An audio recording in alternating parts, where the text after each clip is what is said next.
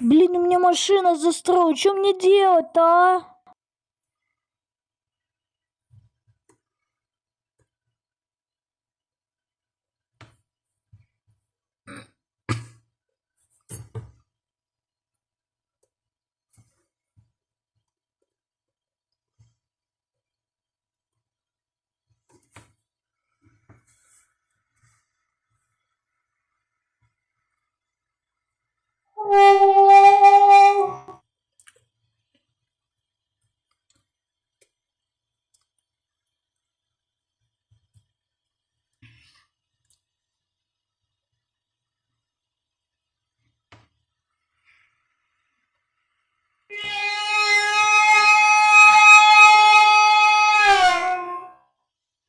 Это что за фигня стоит машина?